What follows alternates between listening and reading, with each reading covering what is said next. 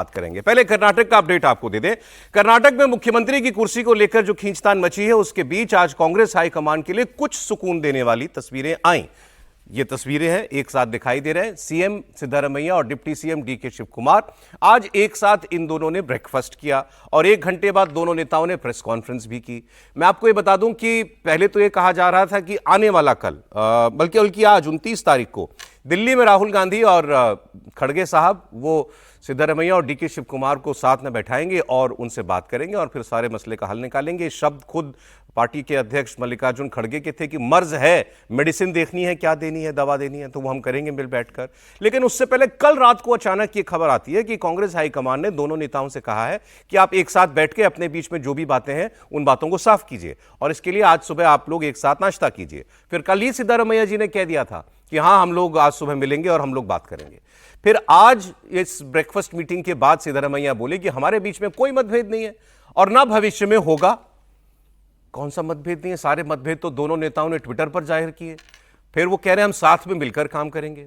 DK Shiv Kumar ने भी बोला, उन्होंने कहा हाईकमान जो कहेगा हम उसका पालन करेंगे, मेरा कोई ग्रुप नहीं है, मैं मुख्यमंत्री के साथ हूं, कर्नाटक का विकास ये हमारी प्राथमिकता है।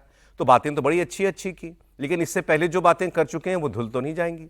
अब दोनों नेताओं की यह मुलाकात हुई थी दिल्ली के आदेश के बाद।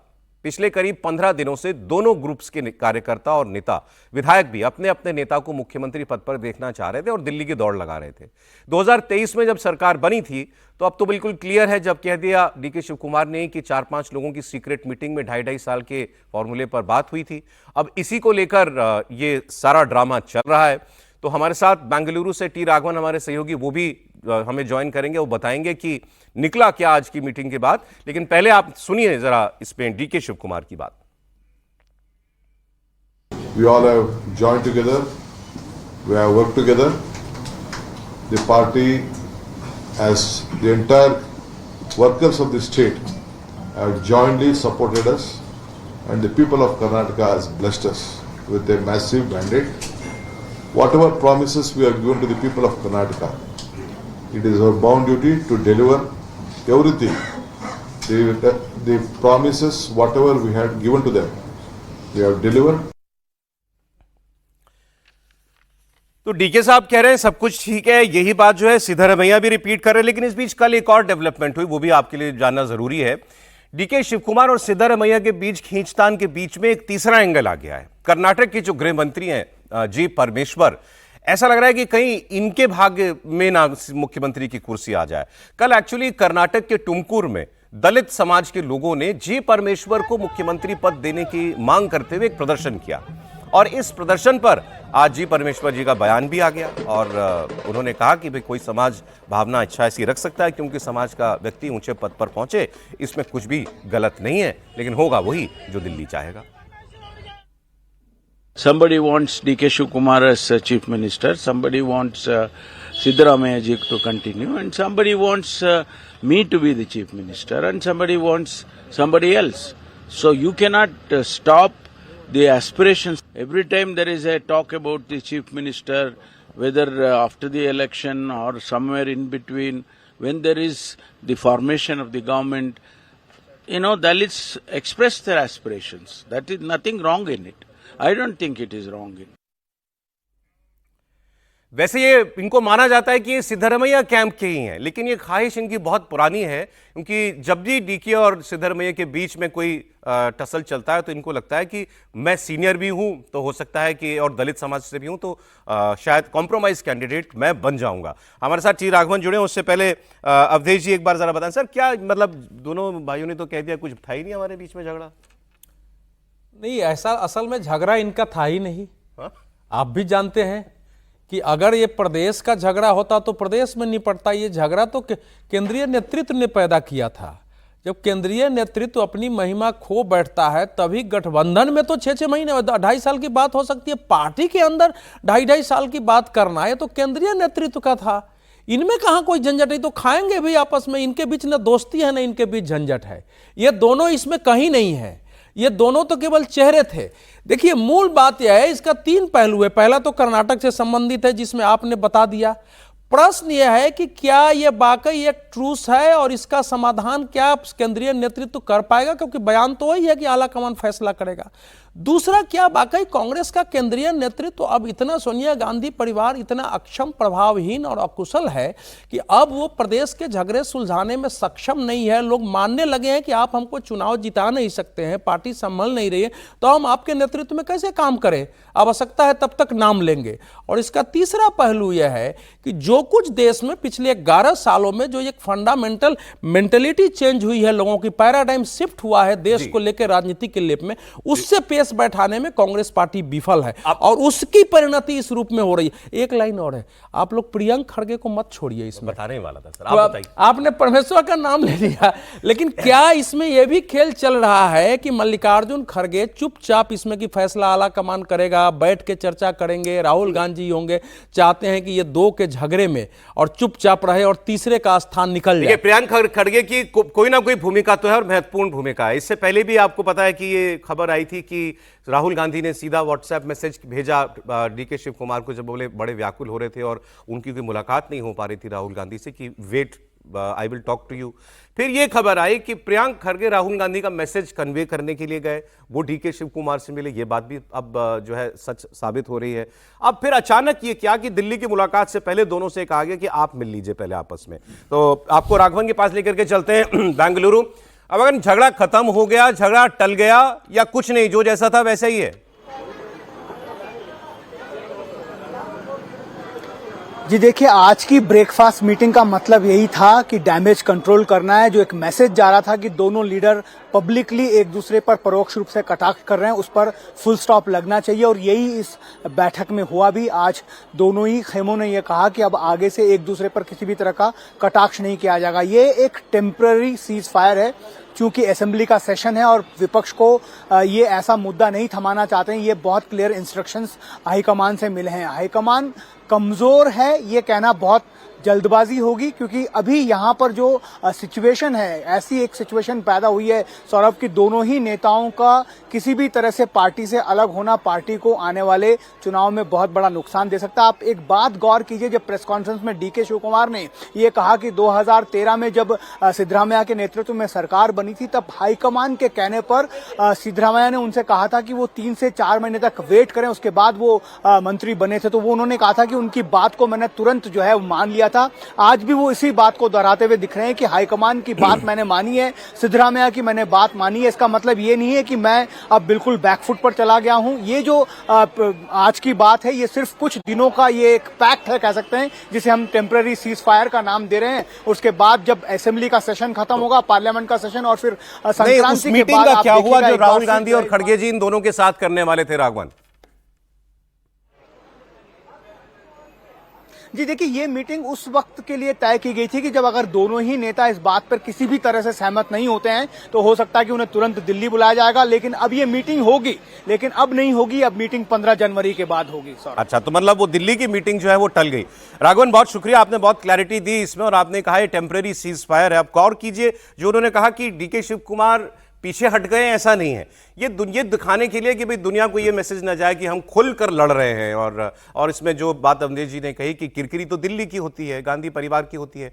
अब कल का एक बयान आपको दिखा रहा हूं डीके शिव कुमार का।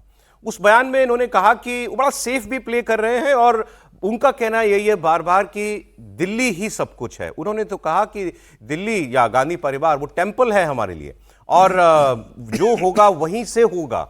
तो मतलब उनको आप यहां ब्रेकफास्ट मीटिंग करा लीजिए, दोनों से कहिए कि आप 4 दिन के लिए किसी रिजॉर्ट में घूम आओ, उससे कुछ नहीं होने वाला है। फैसला दिल्ली में ही हो रहा है। शिव कुमार हो सकता है इस बात के लिए मान गए हूं कि अभी नहीं तो कुछ दिनों के बाद। कल का बयान सुनिए।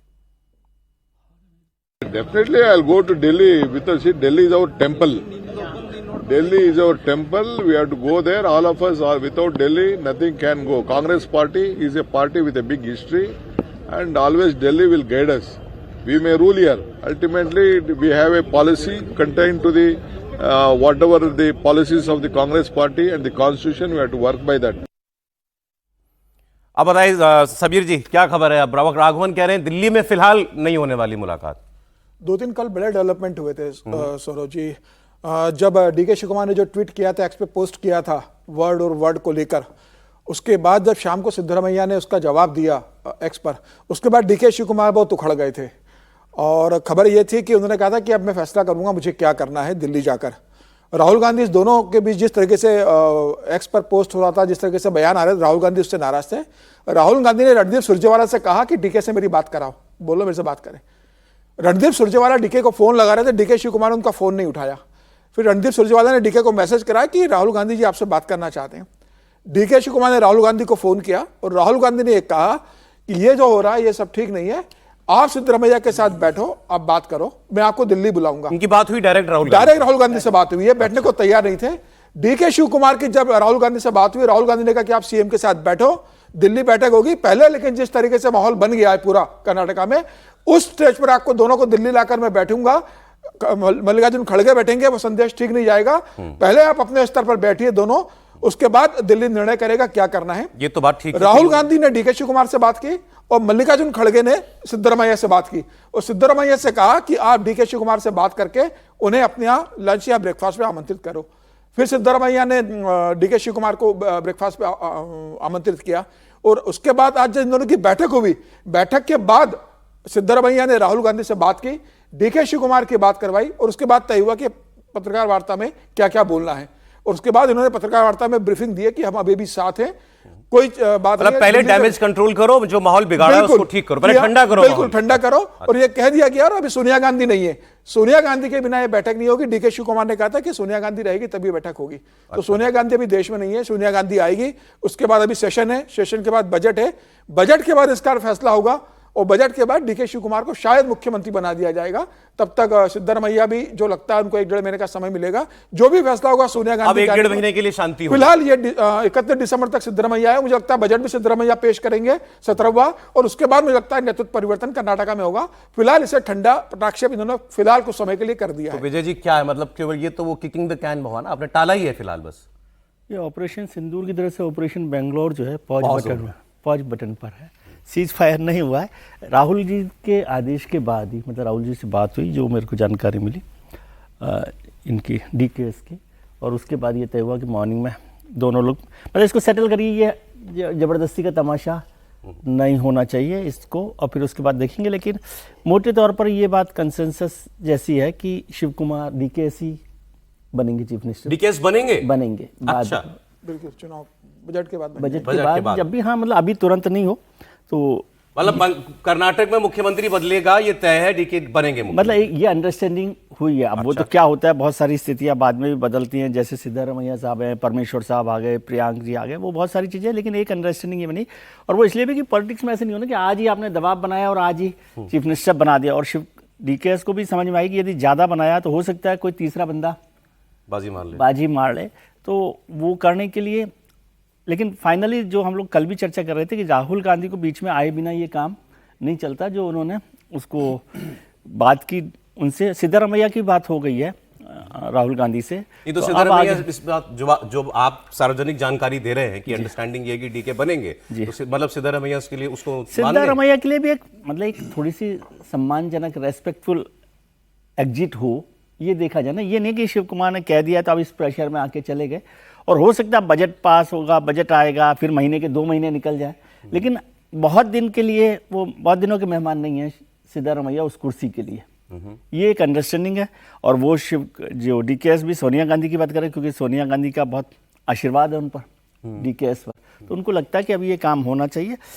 एक चीज़ और जो जानकारी मुझे मिली थी कि छत्तीसगढ़ को लेकर ये बात हुई थी, जो उल्टा जो हम लोग समझते रहे कि 2.5 साल का वहाँ पर हुआ, तो छत्तीसगढ़ में ये हुआ था कि 3 साल और 2 साल का फॉर्मूला बना था, और उसमें था कि पहला जो चीफ मिनिस्टर है वो 2 साल के लिए बनेगा, फिर 3 साल के लिए बनेगा।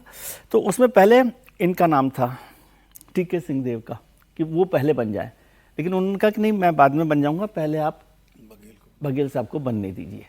तो ये सारी बात हुई। अब ये झगड़े चलते रहते, एक मतलब फॉर्मूले की मैं बात बता रहा हूँ कि वो हुआ था। अब यहाँ पर भी ये अंडरस्टैंडिंग है कि अगला चुनाव तो कम से कम डीकेएस के नेतृत्व में लड़ा जाएगा। तो अगला चुनाव लड़ा जाएगा, इसका मतलब साल भर का 1.5 साल का मौका तो उनको मिल जाएगा। ये अंडरस्टैंडिंग इस 5 साल के टर्म में डीके एक मुख्यमंत्री बन जाएंगे। ये अब इस सारे घटनाक्रम में, खासकर पिछले 1 हफ्ते में, ये कैसे रिफ्लेक्ट करता है कांग्रेस पार्टी पर, कांग्रेस लीडरशिप पर, गांधी परिवार पर, प्रोफेसर साहब? मुझे लगता है कि ये महत्वपूर्ण सवाल है। राजनीति संभावनाओं का खेल है, तो डीकेएस बन जाएं या सिद्धारमैया बन जाएं या कोई तीसरा चौथा बन जाए, ये महत्वपूर्ण मेरे ख्याल से अभी नहीं है। हमें ये इस बात पे सोचना चाहिए कि जैसा डीकेएस ने कहा कि भाई दिल्ली हमारे लिए टेम्पल है, तो पता ये करना होगा कि दिल्ली में कोई एक ही टेम्पल है या दिल्ली में भी टेम्पल के 2 ब्रांच हो गए हैं, क्योंकि एक टेम्पल तो जनपथ पर है और एक टेम्पल मेरे ख्याल से सुनहरी बाग